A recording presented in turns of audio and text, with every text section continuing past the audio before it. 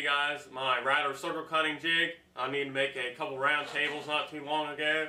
I didn't have a way to cut the circles. I didn't have a way to cut them on the bandsaw. And my jigsaw doesn't cut them too good, so I decided to make one for my router, just a jig that I could use to cut the circles out. Turned out really good. It's easy to make and easy to use. All you need is a couple pieces of plywood and a piece of 3/4 inch dowel. The two pieces of plywood that I used for mine were a piece of 3/4 inch and a piece of 1/2 inch. I used some cabinet grade that I had some leftover from a previous project, but you could pretty much use any plywood that's relatively smooth, even MDF for that matter. One thing I found that was handy was to put some wax on the underside. Keeps it from catching on anything on the top. But that's one tip I would give, just to wax the bottom of it. I got some paste wax, just something to keep it from catching and everything, keep it nice and smooth. But on the underside, the 1/2 inch piece rides in the data that's cut into the underside of the 3/4 inch piece, keeps it flush and everything. But the router, you have to take the base plate off of mine, this black piece, but there's some other holes that'll accept machine screws, and that's what I laid out here. I'll just use 4 of them, but they'll thread in and everything and hold the router base down real nice and steady, and it won't move. But on mine, I used a 1/2 inch straight bit. You could use a 3/4 inch straight bit, 1/2 inch, or even a 1/4 inch.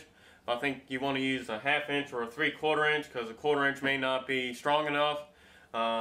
You may break off while you're trying to cut if you take a really deep cut. Other than that, you may break it. So I'd go with a 1/2 inch or 3/4 inch. But from there, you want to go from the outside here. You don't want to go from the center or to the far side to lay out the holes. You want to go from this side, and then from there lay out the centers of where the holes are going to be. On mine, you can go from a 10 inch diameter all the way up to 4 feet. But I think I'm going to go back here in the future and make different inserts that'll attach onto here for a smaller diameter, medium diameter, and then a larger diameter. Because as you can see, it sticks out pretty far, and for a smaller diameter, it may not be the best idea. But I'm definitely going to go do that in the future. But we'll see if I have to cut anything smaller. If not, then I won't worry about it.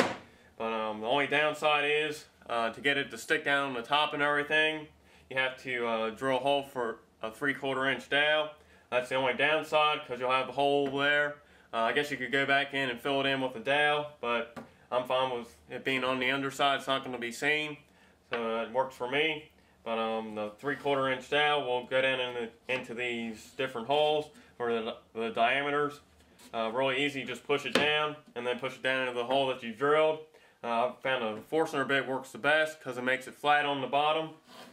But it's a really easy jig to make. Doesn't take a whole lot of time. The most amount of time for me was waiting for the glue to dry here and then drilling all these holes. The actual rest of it goes together really quick. I'll show you guys here in a second of it in action. It's really easy to use and simple to make, like I said.